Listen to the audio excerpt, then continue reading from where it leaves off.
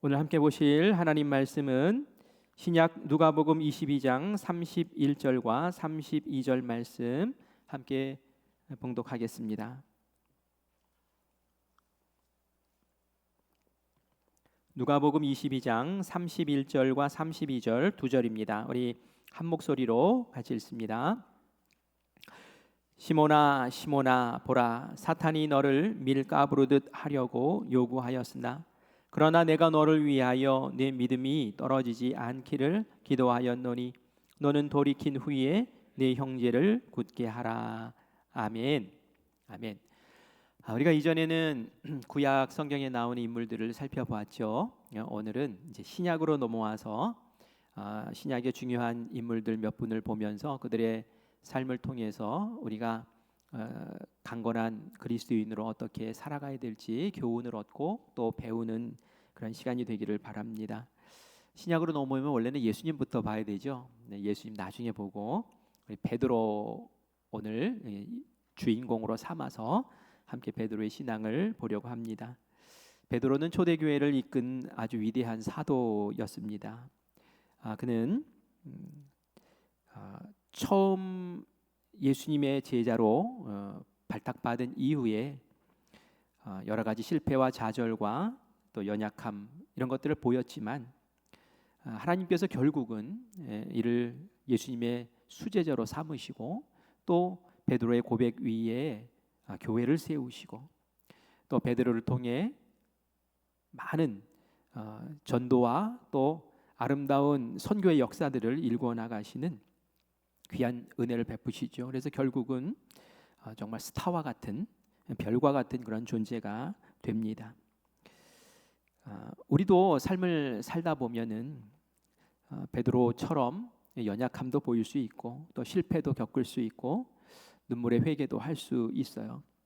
그러나 하나님께서 우리를 결국은 이 베드로와 같은 귀한 은혜의 자리에 세우실 것을 믿고 그 길을 걷는다면 분명히 또 베드로와 같은 그러한 은총의 자녀가 될 줄 믿습니다. 오늘 이 자리에 삶을 살다가 나는 왜 이렇게 잘 안 되지?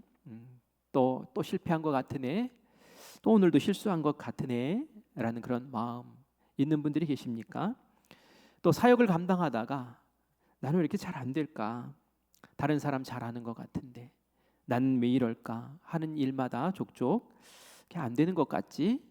이렇게 낙심하는 마음이 든다면 오늘 베드로의 말씀을 통해서 우리 다시 한번 힘을 얻고 일어서는 은혜를 꼭 누리시기를 바랍니다. 베드로의 직업은 어부였습니다. 그 당시에 굉장히 평범한 직업이었죠. 그리고 그의 일터는 갈릴리 호수였습니다. 이 베드로의 형제인 안드레, 그 동생이었죠. 이 안드레가 예수님을 이 베드로에게 처음 소개해 줍니다. 베드로에게 우리 예수님 보러 가자고. 그래서 인사 시켜줍니다. 그리고 나서 예수님이 베드로를 제자로 부르시는 그런 장면이 마태복음에 나오죠. 우리 마태복음 말씀 4장 19절 20절 말씀 같이 읽겠습니다. 시작.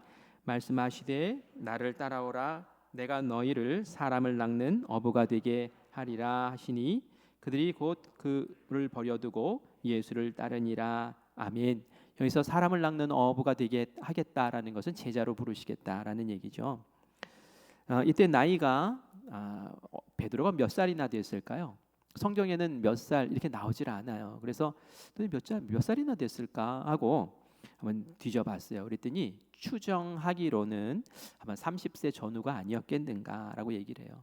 왜냐하면은 베드로가 결혼을 했잖아요. 그래서 장모 얘기가 나오거든요. 그래서 자녀가 있는지 없는지는 잘 모르겠으나 30대 전후가 됐을 거다라는 생각을 해요. 식솔들이 있었고 또 아내뿐만이 아니라 장모님까지 모시고 사는 이 베드로였어요. 그런데 베드로가 예수님의 이 말씀을 듣고는 즉각 반응을 보이죠. 오늘 말씀해 보니까 곧 그물을 버려두고 예수님을 따랐다라고 나와요. 이게 쉬운 게 아니에요. 그렇죠? 여러분이 입장 바꿔서 생각해 보세요. 내가 모시는 부모님이 있고 내 가족이 있는데 그리고 내 생업이 있는데 내 돌보아야 할 식솔들이 있는데 예수님이 너 내 제자 삼을 테니까 나 따라라 이렇게 얘기를 하실 때 여러분들이 즉각 하던 일 딱 내팽개치고 일어설 수 있겠습니까? 절대 쉽지 않은 것이죠. 그래서 우리가 베드로의 이 모습을 보면 질려버려요. 나는 베드로는 못 되겠어. 베드로는 특별한 사람이니까 저렇게 하지. 아이고, 저걸 어떻게 해? 너무 큰 제자야. 나랑 비교할 수가 없어.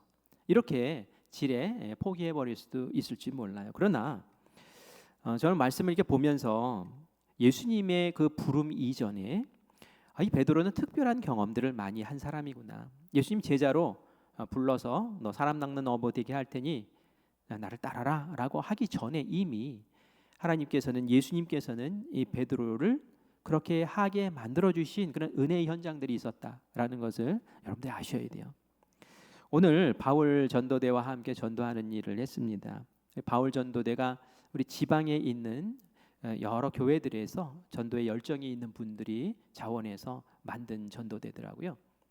보니까 5명으로 시작을 했대요. 그런데 몇 년이 지나면서 지금은 한 5, 60명 정도 이렇게 멤버들이 구성이 되어서 이제 교회 일주일에 한 번씩 교회 찾아가서 전도를 해요. 이전에는 작은 교회들, 우리 미자립 교회들, 요즘에 비전 교회라고 부릅니다. 비전 교회들을 찾아가서 전도하는 일을 열심히 도와주고, 거기서 교인이 없으니까 이분들이 가가지고 막 전도해주고 전화번호 이름 적어서 갖다 주고 이러면서 전도를 도왔는데, 이제 최근에는 이제 큰 교회들도 찾아다니면서 같이 전도에 대한 방법도 교류하고 또 이제 전도를 같이 하면서 뜨거운 마음도 같이 이렇게 세워주고 이러면서 이제 다른 여러 교회들을 방문하다가 이제 우리 교회까지도 같이 하게 됐어요. 오늘 좋은 시간이었던 것 같아요. 그런데 이제 전도를 하고 나서 딱 2시 반쯤 되니까 다 들어오더라고요. 우리 교회도 한 10명 정도 참여를 했습니다. 들어와서 전도한 결과를 이렇게 보고를 하는 시간이 있었어요. 그런데 이 바울 전도대원들이 보고를 하는 것 가운데 공통적으로 이렇게 나오는 말들이 있더라고요. 그게 뭐냐면은 다른 교회 전도할 때보다 우리 교회 전도할 때가 너무 쉬었다는 거예요. 이게 무슨 말인가 했어요. 그랬더니 시장에 나갔거든요. 시장에 나가서 그것도 시장통 길도 가고 뭐 이렇게 했는데 복음을 전하러 가니까 사람들이 큰빛교회 이렇게 얘기를 하면은 다 얼굴이 확 펴지더래요.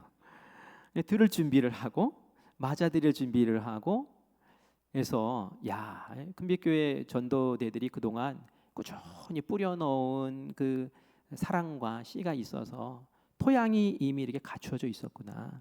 그러니 자기들은 복음의 메시지 전달하고 영접기도 시키고 그러면서 그 시간을 이렇게 잘 보낼 수 있었다고 보고를 하더라고요. 우리는 배운 게 있어요. 뭘 배웠냐면은 우리는 이제 전도용품 주면서 또 음료수 드리면서 사랑을 전하면서 이렇게 그들과 이제 그 호감을 갖게 하는 좋은 이미지를 만드는 작업들은 잘했는데, 이제 구체적으로 복음을 전하면서 이제 추수를 하는 그것을 우리가 더 좀 강력하게 좀 개발하고 훈련하고 그렇게 해야겠구나라는 것을 또 배우는 그런 시간이었어요. 제가 이 말씀 드리는 것은 토양을 조성하는 것. 그래서 복음 전하기 너무 쉬운 그런 환경들을 조성하는 그런 작업들 굉장히 중요하다는 거예요. 예수님이 베드로를 딱 제자로 부르실 때에 그냥 생짜배기 베드로 너 따라와 이렇게 했을 때 아멘 하고 그냥 딱 버리고 왔던 게 아니었어요. 그 전에 베드로가 아멘 제가 다 내려놓고 쫓아가겠습니다 할 수밖에 없는 그런 토양을 예수님께서 조성하고 그리고 부르셨던 것을 알아야 돼요. 어떤 일이 있었을까요? 베드로의 동생 안드레가 예수님을 먼저 만나게 해줬죠. 그래서 예수님이 인사했어요. 예수님이 호감이 가는 거예요. 야, 저 특별한 사람 맞아? 저분이 뭐 그런 분이야? 라고 하면서 이제 예수님에 대한 좋은 감정을 가졌죠. 그리고 나서는 예수님이 베드로의 집에 신방을 옵니다. 그때 베드로의 집에 장모님이 열병을 앓고 있었어요. 끙끙 앓고 있었어요. 그 당시에는 열병 잘못 앓으면 또 죽잖아요. 그런데 예수님이 가셔서 한 방에 이 베드로의 장모님을 싹 낫게 해주시는 거예요. 그리고 그 집에 잠깐 머무시면서 가버나움에서 이제 거기 본부처럼 삼으면서 다른 집도 신방도 하고 복음도 전하고 이런 일들이 있었습니다. 그리고 나서 그 이후에 어떤 일이 또 있었냐면은 예수님이 그 호숫가에 가셔서 이렇게 보니까 많은 사람들이 막 쫓아오는데 이들에게 말씀을 전해야 돼요. 그런데 그 당시에는 음향 시스템이 우리 교회 음향 시스템 너무 좋잖아요. 저는 제 목소리가 이렇게 좋은 줄 알았어요. 딴 데 가가지고 해보니까 안 좋더라고요. 그래서 우리 교회 음향이 너무 좋구나 이런 생각을 하는데 그 당시 음향 시스템이 없잖아요. 그래서 그냥 평지에서 그냥 이렇게 전하기가 너무 그래요. 그래서 어떻게 했냐면은 예수님이 배를 빌려요. 배를 빌려서 호숫가에서 이렇게 좀 떨어져 나오죠. 그래서 이제 몇 미터 떨어져 나고 해변가에 딱 세우고 그 지형이 예수님이 말씀하시면 이렇게 울려서 들릴 수 있는 그런 지형이었어요. 그래서 예수님이 배 타고 이렇게 하시죠. 근데 그 배 누구 배를 빌렸을까요? 다른 사람 배 아니었어요. 베드로의 배를 딱 빌립니다. 베드로야, 네 배 좀 빌리자. 베드로가 예수님 쓰시죠. 자기 배 타고 예수님이 이렇게 나가 계시는데 누가 배를 저어서 거기까지 나가 있었겠어요? 베드로가 저어서 나갔겠죠. 배 주인이 이렇게 저어서 예수님의 말씀하시고 베드로는 옆에서 듣는 거예요. 예수님의 주옥과 같은 그 말씀을 베드로가 경청하고 있었던 거예요. 예수님은 베드로에게 말씀도 그렇게 전해 주셨던 거죠. 자연스럽게 이렇게 말씀도 듣습니다. 그리고 나서 베드로에게 은혜를 베풀어 주십니다. 이렇게 배도 신세를 졌잖아요. 그래서 베드로가 물고기 잡는 걸 열심히 지켜보고 계셨어요. 다 보고 계시는데 베드로가 밤새 물고기를 잡는데 다 허탕을 치는 거예요. 물고기 한 마리도 못 잡는 거예요.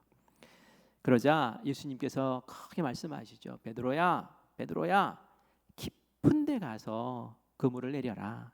그렇게 말씀하시죠. 베드로는 속으로 에이, 뭘 모르시네. 지금 이 시간에는 깊은 데 가면 물고기 없어요. 제가 물고기 한두 번 잡아봅니까? 이런 마음 들었을 거예요. 그러나 이전에 장모님도 고치셨죠. 또 권위 있는 말씀을 들었잖아요. 예수님이 하라는 대로 해볼까? 이런 마음이 생긴 거예요. 그래서 깊은 데 가서 그물을 탁 던졌더니 그물이 찢어질 정도로 물고기가 탁 잡힙니다. 그리고 나서 베드로가 이제 해변으로 배를 대고 그리고 나와서 예수님 앞에 무릎을 탁 꿇죠. 그리고 나서 이렇게 얘기합니다. 주여, 나를 떠나소서, 나는 죄인입니다. 이렇게 얘기해요. 베드로는 안 거예요. 이제 영의 눈이 열리는 거예요. 야, 이 예수님은 보통 분이 아니시구나. 예수님 거룩한 분이시구나.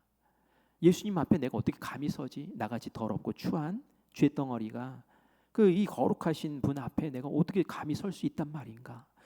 지금 예수님을 그냥 어떤 뭐 스승처럼 어디 뭐 탁월한 어떤 그런 사람으로 보는 게 아니라 신성을 가지고 있는 지금 막 그냥 뭐 자연을 지금 움직여 가지고 물고기를 엄청 잡게 만들었잖아요. 그 앞에 떠는 거예요. 두려워서 강력하게 이 예수님을 만난 거죠. 그리고 나서 그 이후에 예수님께서 베드로에게 베드로야, 내가 너 사람 낚는 어부 만들어 줄게. 나를 따라라. 이렇게 얘기한 거예요. 그러니까 베드로가 이미 은혜 충만, 감동 그리고 예수님 앞에서 그렇게 설레는 마음으로 있었던 그런 것들이 있었기 때문에 아멘 하고 그렇게 나가실 수 있었던 줄 믿습니다. 내가 그래서 난 베드로 같지 않아서 난 예수님의 제자 될 자격도 없고 어떻게 베드로를 내가 쫓아가 이렇게 하실 필요가 없는 거예요.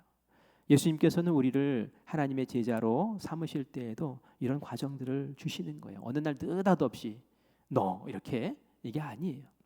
어떤 사람은 하나님의 음성 듣기를 그렇게 원하면서도 하나님의 음성 들을까 봐 겁내요. 이게 무슨 말이에요? 하나님 주님의 음성 듣고 싶어요.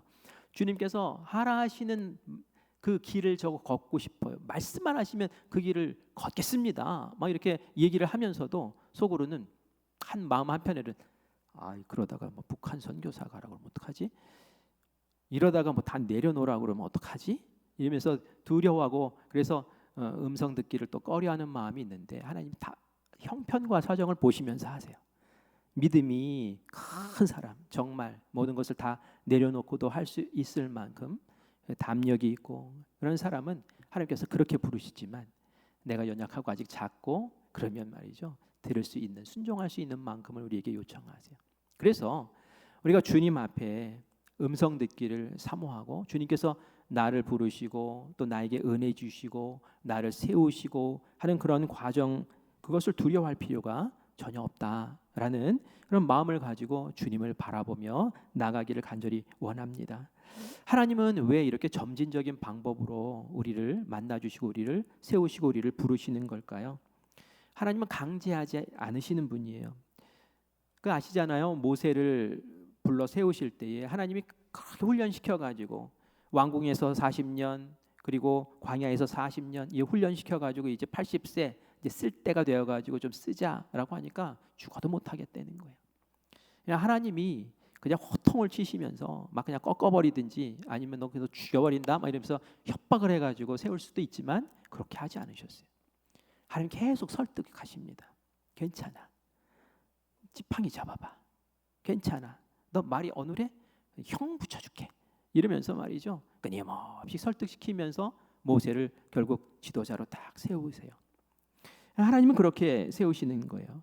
우리에게 전적인 헌신을 요구하실 때도 어느 날 갑자기 느닷없이 하시는 것이 아니라 확신을 주시고 감동을 주시고 은혜를 베푸시고 시간을 두시면서 우리가 무르익을 때까지 그렇게 하신 후에 강요가 아닌 하나님께서 나에게 주시는 은혜야 라는 그런 확신 속에서 결단하게 만드시는 분이 인격적인 하나님이신 줄 믿습니다.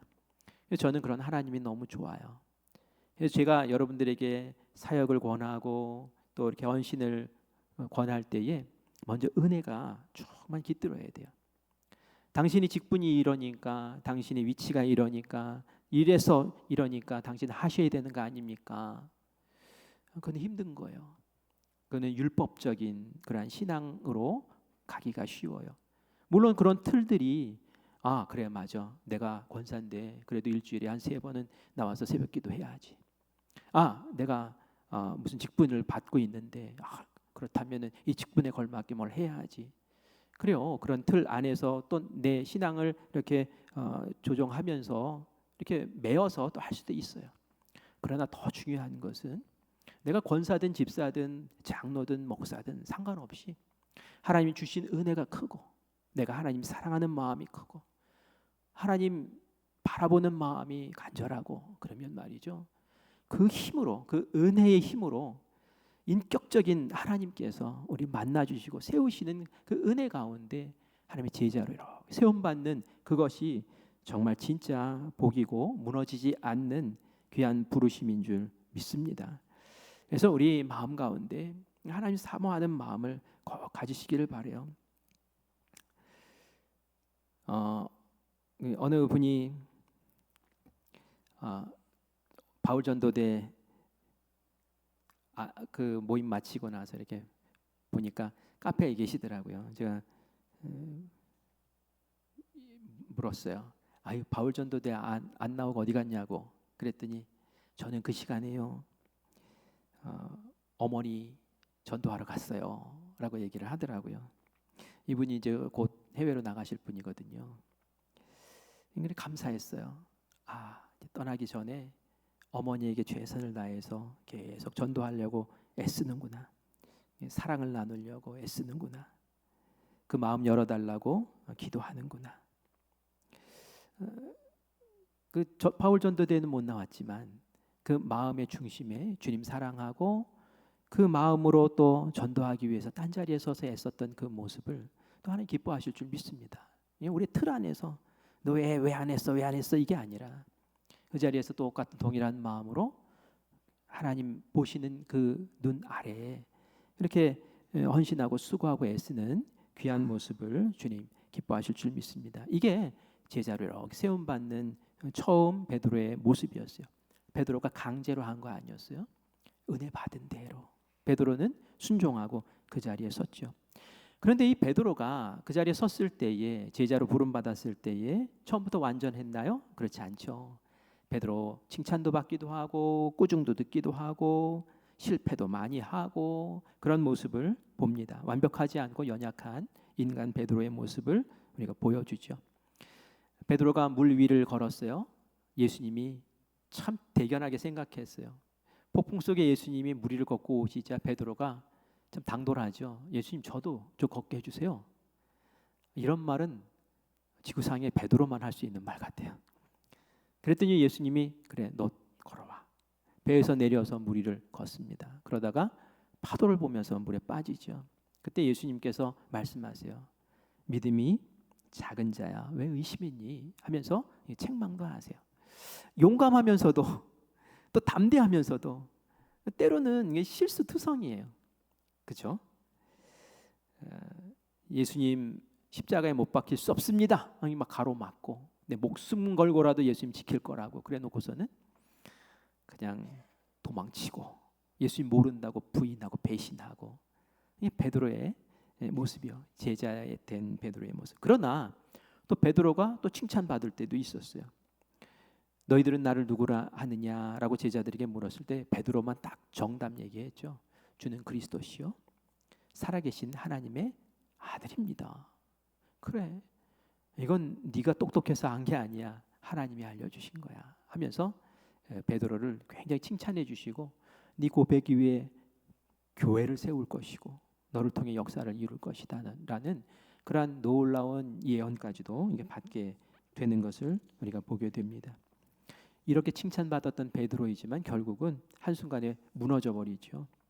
십자가 처형을 앞두고 있는 예수님 3번이나 부인하고 나중에 닭이 3번 울자 예수님의 예언을 생각하며 통곡하며 울었던 이 베드로의 모습을 우리가 보게 되죠. 그래요. 우리가 제자로 부름받았다고 해서 우리의 삶이 완전하지 않아요. 우리 사역 맡아서 꾸려 나갈 때에 잘하는 것도 있지만, 그래서 칭찬받을 만한 것도 있지만 나 스스로 생각할 때에 이거밖에 안 되나? 나는 왜 안 되지? 때려치우고 싶네. 원망하고 그냥 사라져버리고 싶고 이런 마음 들 때가 있습니다. 베드로도 그랬어요. 베드로도 그게 우리의 모습이라는 거예요. 그런데 우리가 놓치지 말아야 될 게 있어요. 그게 뭐냐면은 우리는 오락가락하고 감정적이고 뭐 기질에 따라서 막 이렇게 할 수 있으나 예수님은 그런 우리를 절대로 포기하지 않으시더라라는 겁니다. 예수님이 그런 베드로 찾아와서 말씀하시잖아요. 요한의 아들 시몬아, 네가 나를 사랑하냐? 이 세상 것보다 나를 더 사랑하냐? 라고 물으시고 베드로는 그렇다고 얘기하고, 그럴 때 예수님 다시 은혜로 이 베드로를 세우시고 사명자로 이렇게 북돋아 일으켜 세우시는 것을 보지 않습니까? 제가 얼마 전에 우리 감신 MD부는 일반대 졸업하고 이제 신학대학원에 3년 이렇게 과정을 거치고 목회자의 길을 걷는 과정인데 제가 감신 MD부 과정을 했어요. 그래서 이제 전국에서 감신 MD부 정기 세미나가 있어서 제가 속초를 다녀왔습니다. 사실 안 갔어요. 잘 안 갔어요. 제가 첫 모임 가고 안 갔었어요. 왜냐하면 그 첫 모임에서 너무 푸념만 하는 거예요. MD부 과정이 생긴 지가 얼마 안 됐거든요. 그러니까 선배들이 없어요. 그러니까 목회 현장 나갈 때에 이게 선배들이 막 끌어주는 게 있거든요. 여기 와 저기 와 이러면서 저도 첫 목회 나갈 때에 어느 곳에 갈 기회가 있었어요. 그래서 교회도 막 얘기하고 잘 됐다 그러고 이제 갈 준비하고 있었는데 이제 그 학연 뭐 이런 거 따지면서 감신이 아니라서 안 된다는 거예요. 그래서 저 감신인데요? 그랬더니 당신은 MDB잖아. 그래서 못 가고 좌절된 일도 있어요. 그래서 그 당시에 그 모임에 갔더니 MDV이기 때문에 받는 그 서름, 그런 슬픔 이런 것들을 얘기를 하는데 기가 빨려가지고 그 다음부터는 아이고 내 저 모임 가나 봐라. 그냥 마음만 상하고 못 가겠다 해서 한 20여 년 동안 한 번도 안 갔어요. 그러다가 이번에 한번 와서 특강을 좀 해주세요. 그래서 이제 가가지고 이제 간증 비슷하게 해서 했어요. 제가 무슨 얘기를 했느냐면은 그런 얘기했어요. 나는 실패합니다. 나는 실수합니다. 근데 예수님은 그런 나를 끝까지 포기하지 않고 은혜로 채우시고 그런 과정을 통해서 점점 제자로 만들어 가십니다. 처음에 실패했던 것들이 이제 나중에는 실패하고 실수하지 않고 이제는 그것을 고민하고 옳은 결정하기 위해서 이렇게 커 있는 제 모습을 보게 됩니다 하면서 이제 좀 이야기를 나누고 그러고 돌아왔어요. 제가 지금 이 얘기하는 것은 베드로도 그랬다는 거예요. 베드로도 실수투성이 무너지고 꼬꾸라지고 자기 스스로 생각해도 민망해서 예수님 앞에 다가설 수도 없을 정도로 어려웠지만 그러나 예수님은 끊임없이 사랑하시고 끊임없이 돌보시고 끊임없이 애정을 가지시는 그 모습, 그게 우리에게 은혜인 줄 믿습니다. 우리가 실수하고 내가 봐도 나는 아닌 것 같아 라고 하는 그 순간에도 예수님은 눈여겨보시고 아니야 너 괜찮다니까, 너 내가 끝까지 세워서 이렇게 세워서 별처럼 만든다니까, 그런 하나님의 마음이 있으세요. 우리 오늘 읽은 말씀 한번 같이 읽어볼까요? 누가복음 22장 31절과 32절 말씀입니다. 같이 읽겠습니다. 시몬아 시몬아 보라 사탄이 너희를 밀 가부르듯 하려고 요구하였으나 그러나 내가 너를 위하여 네 믿음이 떨어지지 않기를 기도하였노니 너는 돌이킨 후에 네 형제를 굳게 하라. 아멘. 아멘. 이게 무슨 말이에요? 이게 어디서 나온 얘기일까요? 제자들이 마지막 성찬식 만찬을 하고 하는데 그 자리에서 서로 누가 높냐 이러면서 싸우고 있었어요. 예수님이 섬기는 자가 높은 거야, 섬기라고 제발 좀, 이렇게 말씀하신 후에 이 말씀을 주시는 거예요. 시몬아 시몬아, 이거 누구 얘기하는 거죠? 베드로야 얘기하는 거죠. 베드로야 사탄이 너를 밀 가부르듯 하려고 요구했다. 사탄이 너와 확 잡아먹으려고, 너를 완전히 타락시키고 너를 완전히 집 뭉개버리려고 그렇게 요구를 했다. 그러나 내가 너를 포기하지 않아, 놓지 않는다. 너를 위해서 계속 기도한다. 그리고 나서 무슨 말씀하시는 줄 아세요? 이런 말씀을 하세요. 닭이 3번 울기 전에 네가 3번 나를 부인할 거야. 예수님 다 알고 계시는 거예요. 베드로야 너 약해. 너 분명히 나를 배신할 거야. 나를 3번이나 부인할 거야. 그런데 말이야, 나는 그런 너를 포기하지 않아. 나는 그런 너를 위해서 중보하고 너를 놓지 않아. 그게 바로 예수님의 마음인 거예요. 그래서 내가 실수하고 내가 삶에서 좀 잘못해서 엉뚱한 일이 벌어지고 내가 사역 가운데 좀 무너지고 뭐 좌절하고 때로는 속이고 게으름과 나태함 때문에 뭉개고 하나님 앞에 도저히 설 수 없고 나는 이제는 끝난 인생이야. 아니에요. 그런 나를 위해서 계속 충보하고 계시고 다시 이렇게 세워주기 원하시는 그 예수님의 이 마음을 여러분들이 꼭 기억하시고 주님 앞에 서시기를 간절히 바랍니다. 베드로가 잘한 게 하나 있어요. 뭐냐면은 포기하지 않고 그래도 예수님 바라보는 그 뻔뻔스러움이에요. 제가 뻔뻔스러움이라 그래서 좀 죄송한데 가룟 유다는 그걸 못했어요. 가룟 유다 똑같이 실패했죠. 뭐 베드로는 돈을 안 받았을 뿐이지 베드로 똑같이 배신한 거예요. 가룟 유다는 돈 받고 배신한 거고요. 그런데 가룟 유다는 예수님을 바라보지 못했어요. 사실 예수님이 계속 가룟 유다에게 사랑을 표현했어요. 그리고 경고했어요. 너 마음 돌이키라고 자꾸 사인을 줬어요. 그런데 유다가 결국은 자기가 무너지고 나서 어떻게 합니까?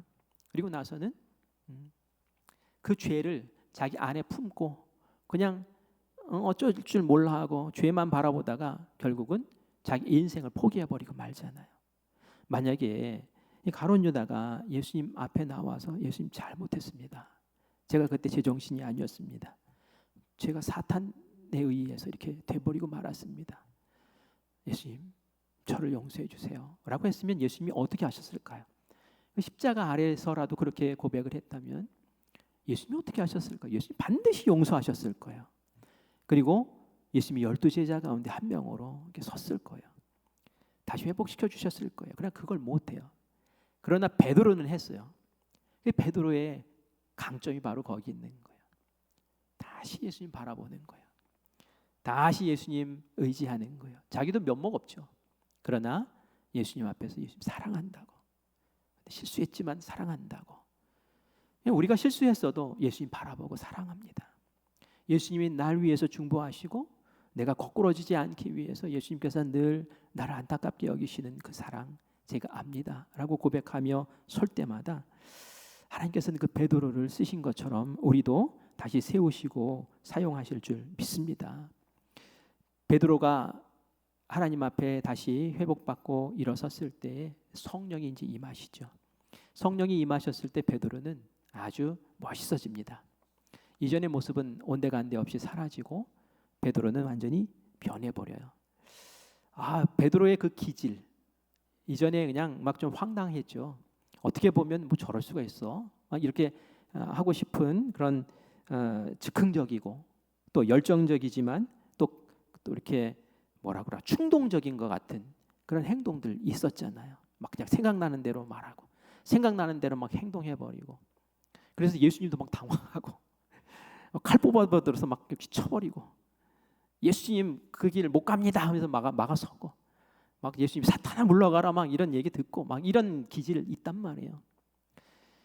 참 부담스러운 거예요. 부담스러워요. 참 잘해요. 사랑 많이 해요. 그런데 갑자기 그렇게 막 나오면은 예수님도 막 당황스러운 거죠. 그런데 성령이 임하시니까 그런 기질조차도 하나님께서 아름답게 다듬어서 쓰시더라는 거예요. 신중한 사람으로, 그러나 담대한 사람으로 쓰시는 거예요. 그 베드로의 기질을 막 그냥 소멸시켜 버린 게 아니었어요. 성령 충만할 때에 그 기질을 다듬어서 거룩한 기질로 다시 다듬어서 만들어 주신 거예요. 누가 감히 산헤드린 공의회 그 많은 예수님 죽였던 그 재판장 앞에서 내가 사람의 말을 들으랴 하나님의 말을 들으랴 이럴 수 있냔 말이에요. 야, 복음 전하면 죽여버린다 이러는 그 자리에서 내가 너희들 말을 들으랴 하나님 말을 들으랴 이러면서 굽히지를 않아요. 그 본인이 가지고 있는 기질이 그런 거예요. 이 소심한 기질을 가지면 눌려가지고 아무 말도 못하고 그런가 보다 하고 나올 텐데 그러지 않았어요. 성령 충만히 임하니까 막 시장 바닥에 나가가지고 막 설교를 하고 막 변화시키고 하는 역사를 누가 이루었습니까? 그 12제자 가운데 누가 했어요? 베드로가 한 거예요. 성령님이 임하시면, 충만하시면 그런 온전한 제자로 세움 받을 수 있어요. 그래서 우리가 포기할 필요가 없는 거예요. 저도 주님 앞에 그런 고백을 해요. 하나님, 제가 우리 큰빛교회의 목회자로 있는 것이 우리 교회의 유익입니까? 그냥 그런 기도를 해요. 솔직하게 그런 기도를 해요. 왜요? 위축되니까. 위축되니까 그런 거예요. 나를 보면은 부족하고, 나를 보면 모자르고, 나를 보면 한심하고 이런 것들이 보인단 말이에요. 그러나 주님 바라보면서 성령님이 하시면 하십니다. 성령님 보내셨으니 감당케 하실 줄 믿습니다. 성령님 돕는 사람들을 붙여주실 줄 믿습니다. 성령님, 성령 충만한 동역자들을 세우실 줄 믿습니다. 하면서 기도하면 다시 힘이 나고 다시 해보자라는 그런 마음이 들지요. 여러분들도 주님 앞에 이제 성령님을 사모하시기를 바래요. 성령 강림절에서 제가 이 말씀을 같이 드리는 거예요. 성령 충만한 이후에 베드로를 보세요. 얼마나 멋있습니까? 얼마나 담대합니까? 얼마나 실수 안 합니까? 발끈발끈했던 이 베드로였는데 많은 공개적인 자리에서 바울로부터 책망을 받아요. 그 예루살렘에서 이제 그 안디옥 교회에 이렇게 온 사람들이 있었는데 베드로가 그때 바울과 바나바와 함께 그 이방인 그리스도인들과 같이 밥 먹고 있었거든요. 근데 예루살렘에서 이렇게 온 사람들이 들어오자마자 습관처럼 그냥 자기도 모르게 일어났어요. 그리고 딴 자리로 피했어요. 왜냐하면 이방인들하고 식사하면 안 되는 그런 율법이 있었잖아요. 그러니까 습관처럼 일어나서 이렇게 피한 거예요. 그것 때문에 바울이 그냥 얼마나 그냥 야단을 쳤는지 그 많은 사람들 앞에서 그 베드로가 수장이잖아요. 수제자잖아요. 사도잖아요. 그냥 쥐구멍에 들어갈 정도로 막 그냥 후려치는 거예요. 말로. 베드로가 옛날 성품 같았으면은 어땠을까요? 한번 해보자는 거냐? 그러면서 난리 쳤었겠죠. 그런데 어떻게 해요? 아무 소리 안 해요. 미안했어요, 베드로도. 그리고 나중에 바울이 도움을 필요로 할 때가 있었어요. 이방인들에게 할례 주느냐? 할례 안 해도 되지 않냐? 그거 가지고 예루살렘에서 막 회의가 일어나고 그럴 때 베드로가 딱 바울 편을 들어줘요. 하나님이 이방인들에게 복음을 전하시고, 그리고 이 베드로 할례 그 뭐가 필요하냐? 복음이면 충분하지. 예수님이 십자가면 충분하지. 라고 하면서 이 바울 편을 딱 들어주면서 바울을 안아주고 바울을 세워주고 바울의 그 선교를 지지하고 돕는 그런 일을 해요. 베드로의 마음이 쪼그라든 옛날의 그 모습이었다면 있을 수가 없는 일이죠. 하나님은 그렇게 우리를 빚어 만드실 줄 믿습니다. 그런데 그것은 성령 충만할 때 일어나는 거예요. 성령 충만하기 전과 성령 충만한 후에 베드로 너무 달라요. 그래서 내가 정말 하나님 앞에 온전히 그리고 확실한 주의 종으로 좀 세움받고 좀 실수 없고, 그죠? 나를 통해 하나님 역사하시고, 좋을 때는 좋고 안 좋을 때는 안 좋은 게 아니라 늘 좋고, 그죠? 늘 능력 있고 그런 하나님의 쓰임 받는 종이 된다면 세상 속에서도 정말 빛처럼, 교회에서도 스타처럼 그렇게 살아가는 그런 귀한 베드로와 같은 인물들 되게 하실 줄 믿습니다. 오늘 이 밤에 사모하는 마음으로 기도하세요. 그리고 회개할 것 있으면 회개하세요. 베드로도 회개하잖아요. 주여 잘못했습니다. 제가 이렇습니다. 하고 회개했던 것처럼. 그리고 회개로 끝나지 마시고 성령 충만하시옵소서.